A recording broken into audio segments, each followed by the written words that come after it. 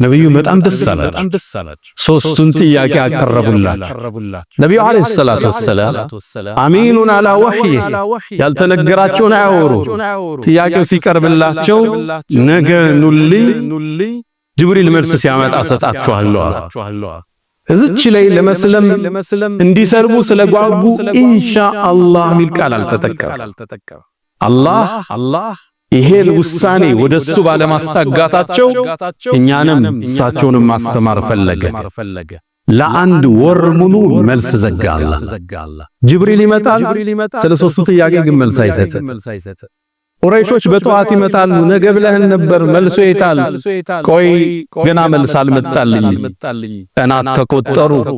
መሐመድ ውሸታም ነው እያሉ ማስተጋባት ጀመሩ። ከወር በኋላ ጅብሪል መልስ ይዞ መጣ። ጅብሪል አላህ ወረድ ካላለው አይወርድ። አንዳንዴ ሲቀርባቸው ነብዩ ይናፍቁት ነበር። አንዴ ሲመጣ ጠየቁት፣ ያ ጅብሪል ለምን ነው ቶልቶሎ ማትጎበኘን አሉት። አንድ መልስ ሰጣቸው፣ ወማ ነተነዘሉ ኢላ ቢአምሪ ረቢክ፣ የዓለማቱ ጌታ ካላዘዘን እኮ አንወርድም ያ መሐመድ አለ።